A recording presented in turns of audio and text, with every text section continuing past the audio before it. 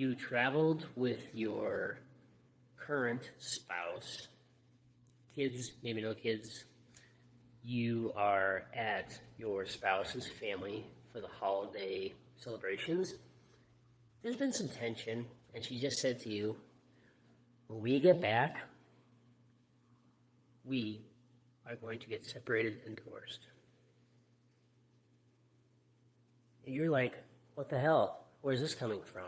Or perhaps it's, finally, thank goodness. Hey guys, Paul, Divorce Detox.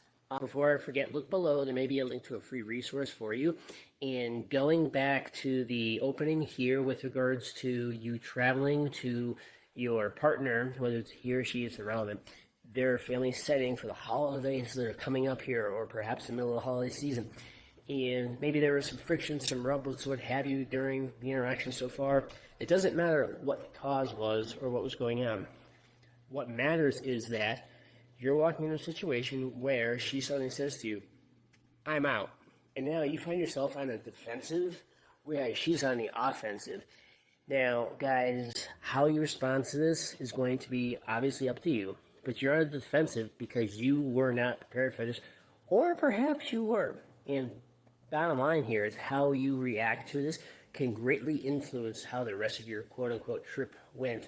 And you may be saying to yourself, yeah, but Paul, how did I get there? By airplane, by train, by bus? What happened? Guys, the transportation mode is irrelevant. What you have to focus on here is how you react to the information that he or she just relayed to you, and how it impacts the world, and if you have kids or not, how that impacts, because what you do, say, and how you behave the next couple days is going to influence all this stuff.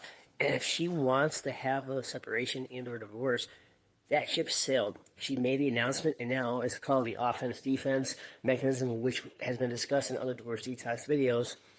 You may be completely on the defense, not knowing what the heck was coming along, and you weren't aware of it, versus being partially in the defensive where you're like, I thought this was coming, I wasn't sure she was going to do it now. But how we respond to this can influence things in general. And what I encourage guys to do in these situations is say, gotcha, talk about this when we get back. And this is a generic statement because there may be issue behind this where you may be saying, Paul, we're done. I'm going to catch a flight tomorrow and fly back home. Get you, that's cool too. How you react should be appropriate for the situation that you are in. Keeping in mind that if there's kids, they need to be safe. Please, please, please don't have any physical outbursts from this thing, because the last thing you need to do is have assault or battery charges against you. You're like, Paul, you're going to the excessive. I'm not really, because the reality of this is some people aren't prepared to hear the official divorce request, and how people react to that varies across the board.